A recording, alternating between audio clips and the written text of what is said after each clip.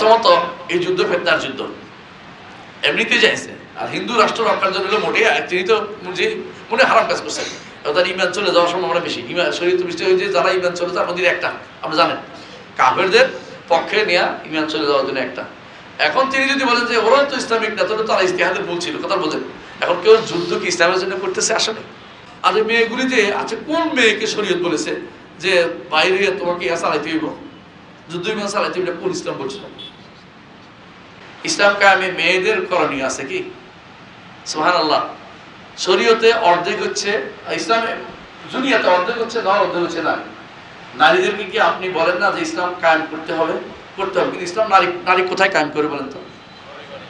তার যেখানে পরিধি সেখানে, যেখানে সে তাকে শরীয়ত দিছে সেখানে। আমরা বুঝাতে পারছি কিনা? তাকে যেখানে দেন সেখানে পারবে না, সেখানে দিবেন কেন? মাঝে মাঝে আমি দেখি কত কত বিচারক বানাইছে নারীকে, বুঝছেন তো, ম্যাজিস্ট্রেট। তিনি গেছে কোথাও ওই তথাকথিত কিছু করতে, মসজিদে যাইয়া তিনি হুজুরদের সাথে বসে এরকম চেয়ারে বসে আলোচনা করছে। কোন ইসলাম এটা? ওনারে বিচারক হইতে কইছে কেন? জায়েজ নাই, উনি তাগুত হচ্ছেন, উনি আরো অন্যায় গুণের কাজ করতেছেন। উনি কেন বিচারক হইতে গেলেন? ওনার দায়িত্ব বিচারক ইসলামে নাই। তো উনি কোথায় করবেন? উনি ঘর, উনি যেখানে চাকরি করেন সেখানে কোথায়? মেয়েদের স্কুল, মেয়েদের কলেজ, মেয়েদের ইউনিভার্সিটি, মেয়েদের জন্য আলাদা পরিচালিত ব্যাংক, মেয়েদের জন্য আলাদা পরিচালিত বিভিন্ন সংস্থা। ওখানে ইসলাম চালাতে পারবেন না? না, ওখানে না। উনি আমাদের উপর দিয়ে, আমরা খুব নরম মানুষ, আমরা নরমের উপর উঠে দিছি, জলম তুলে দিছি। এটা জায়েজ না ইসলামে। নারীদেরকে কাঁধের উপর, মানে আপনার ইয়ার উপর, মাথার উপর উঠে ইসলাম যা বলেনি। নারীদেরকে শরীয়ত বলেছে নারীরা ঘরে থাকবে। আল্লাহ বলছে ওয়াকারনা ফি বুয়ুতিকুন্না ওয়ালা তাবাররাজনা তাবাররুজাল জাহিলিয়াতিল উলা। সুতরাং নারীদের ইসলাম কায়েম করবে, তবে তার ঘরে থেকে যতটুকু করা যায়। নারী ইসলাম কায়েমের জন্য সফর করবে না। আয়েশা রাদিয়াল্লাহু আনহা কোন ইসলাম কায়েমের সফর করেন? তার কাছে মেয়েরা পড়তে আসতো, পুরুষরা জানতে আসতো, যদি কোনো তার কাছে হাদিস থাকে, মাসআলা জানার দরকার থাকলে কোথাও না পাওয়া গেলে তারা ওখানে যাইতো, পাওয়া গেলে যাইতো না।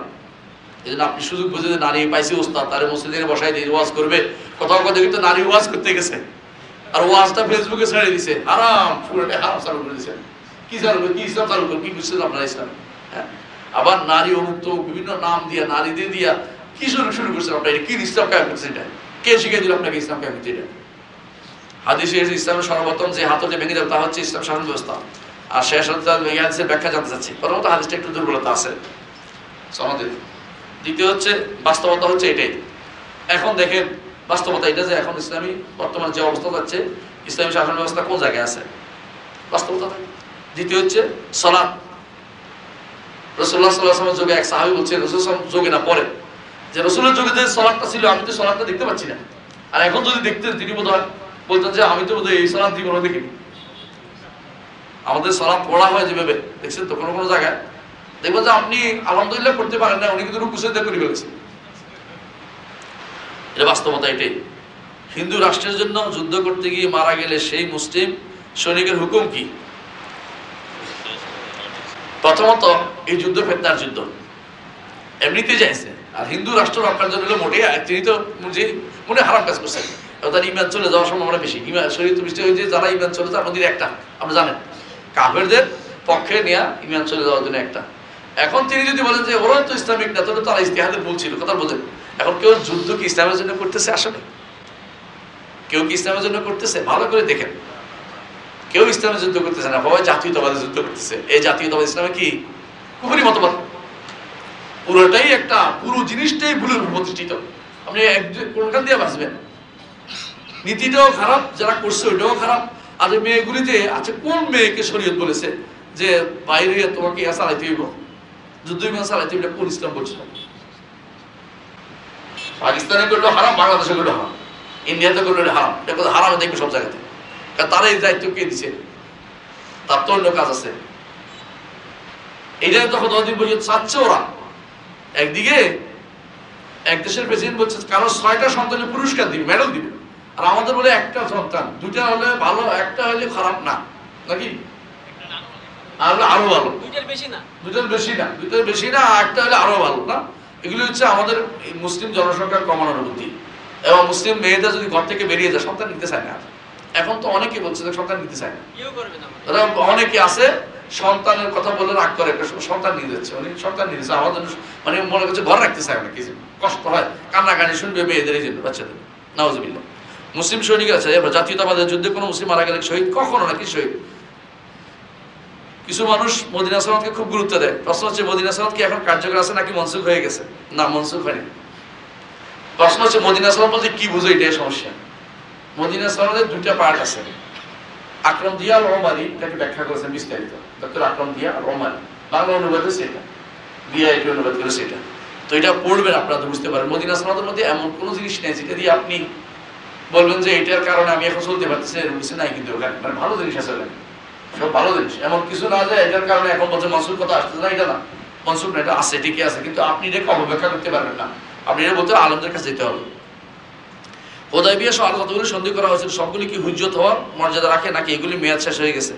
না না, এগুলি সবগুলি হুজ্জত হওয়ার, মেয়াদ শেষ হয়নি, কোনোদিন মেয়াদ শেষ হয়নি। এগুলি প্রয়োজনে কাজে লাগাবে, প্রয়োজনে কাজে লাগাবে, বুঝছেন? যখন যেটা প্রয়োজন, এটা ইবনে তাইমিয়ার মত।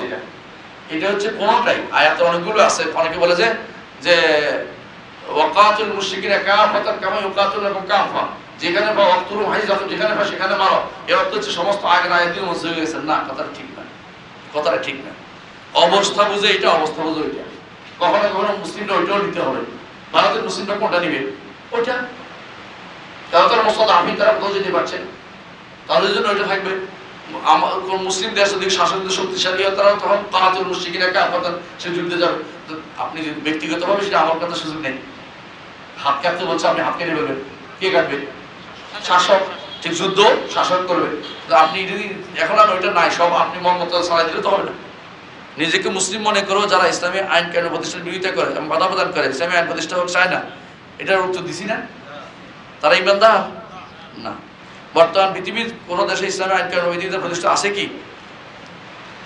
ইসলামী আইন পরিপূর্ণভাবে বাস্তবায়ন না হলে কিছু তো আছে, সৌদি আরব আছে, যতই কি করেন না বাস্তবতা এটাই। আর কোথাও এর চেয়ে ভালো আছে আমি জানি না। বর্তমান পৃথিবী বিভিন্ন ভূখণ্ডে বিভক্ত হয়ে গেছে এবং কাঁটাতারের মাধ্যমে নির্দিষ্ট ভূখণ্ডে নির্ধারণ করা হয়েছে। এমন পরিস্থিতিতে মুসলিম অধ্যুষিত অঞ্চলে ইসলামিক আইন বিধি প্রতিষ্ঠা করা সম্ভব হতে পারে? কিভাবে সম্ভব হতে পারে? কি কি পদ্ধতি হতে পারে? কিভাবে? প্রথমত জানেন যে সবাই যে কোনো রাষ্ট্র একটা আছে, সেটাই একটা খলিফা খেলাফতের মর্যাদা রাখে কাজের দিক থেকে। তারা খেলাফতের যত দায়িত্ব তারা পালন করবে তার দায়িত্বের, তার ভূখণ্ডের ভিতরে। সুতরাং সেইভাবে সে ইসলামিক বিধান কায়েম করবে, যেটা আমরা বলেছি সেটাকে একামতুদ্দিন সিয়াসাতুদ দুনিয়া বিহি, একামতুদ্দিন, দিন প্রতিষ্ঠা করবে এবং সেটা করবে এটা দিয়েই দুনিয়া চালাবে, এটা দিয়ে দুনিয়া চালাবে। এবং সাহাবাতের মুতাগায়্যিরাতের খেয়াল রাখবে, কোনো কিছু আছে স্থায়ী, কোনো কিছু অস্থায়ী, সেগুলো খেয়াল রাখবে। স্থায়ী নীতি পরিবর্তন করতে পারবে না, অস্থায়ী নীতি সেটা অবস্থার পরিবর্তিতে কোনো কিছু পরিবর্তন হতে পারে, যেটা আমরা জানি। জি, বর্তমান সময় ইসলামী বিধিবিধান আইন কানুন প্রতিষ্ঠিত না হওয়ার পিছনে কি কারণ থাকতে পারে? এক নম্বর কারণ হচ্ছে মুসলিমদের অজ্ঞতা। এক নম্বর কারণ হচ্ছে মুসলিমদের অজ্ঞতা। মুসলিমরা ইসলামী আইন বিষয়ে জানেই না, তাদের মধ্যে ইসলামী আইন ভীতি কাজ করে, ইসলাম ফোবিয়া কাজ করে। আইনের ভিতরে ফোবিয়া, ইসলামী আইন কেমনে বাস্তবায়ন করে? হাত কেটে দিবে। অথচ আমরা 16 বছর 15 বছর ছিলাম, একটা হাত কাটা মানুষ সৌদিরা দেখিনি, কিন্তু চুরি হইতো।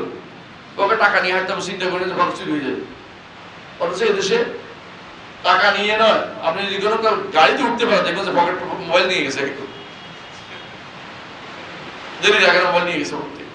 এরকম বহু মোবাইল চলে গেছে, মনে করছেন পয়সা বাঁচাবেন, ইয়াতে উঠেন নাই, কারণ মোবাইল গেছে গা, কতদিনের পয়সা গেছে গা, হ্যাঁ কয়েক বছরের পয়সা চলে গেছে একসাথে। কারণ এরপরে কিনতে গেলে আবার আপনার 50,000 লাগতেছে। 50,000 তো হয়তো আপনি হয়তো হ্যাঁ ট্যাক্সিতে উঠতে পারতেন হয়তো কতবার, হ্যাঁ কতবার উঠতে পারতেন, মানে 100 বার উঠতে পারতেন। তো যারা যদি 500 টাকা করে হয়, তাহলে বোঝা গেল যে আমাদের যে অবস্থা তৈরি হচ্ছে, মূল কারণ হচ্ছে আমরা আসলে ইসলামী বিধানের ফোবিয়া ভুগতেছি, জাহালত। বড় কাজ হচ্ছে জাহালত, বড় সমস্যা হচ্ছে মূর্খতা। দ্বিতীয় কাজ হচ্ছে বাইরের শত্রু। বাইরের শত্রুতা শরিয়া সবচেয়ে ঘৃণিত জিনিস ওদের কাছে, শরিয়া শব্দ শুনতে চায় না। এই জন্য আমাদের যারা ইসলামের কথা বলে না, ইসলামিক রাজনীতি করে, অনেকে এখন শরিয়া বাস্তবায়নের কথা এতগুলি দিছে, এই এত দফা আমরা গেলে এই করবো সেই করবো, একবারও বলে নাই যে ইসলামিক কোর্ট প্রতিষ্ঠা, শরিয়া কোর্ট প্রতিষ্ঠা করবো না। এই সাহস তাদের নাই, কারোই নেই। সবাই হেরে গেছে এখানে, শরিয়া শব্দ বলতে চায় না কেউ। শরীয়ত কেটে দিতে সবাই পছন্দ করে। এই যে ব্যক্তি এতক্ষণ পর্যন্ত শরীয়তের প্রতি মহব্বত তৈরি না হয়, বোঝা গেল তার মধ্যে এখনো ভীতি, বাইরের ভীতি, নিজের ভীতি, নিজে জানেও না, বাইরের ভীতি কাজ করতেছে। দুইটা দিন মনে রাখবেন, একটা হচ্ছে ভিতরের অজ্ঞতা, বাইরের ষড়যন্ত্র।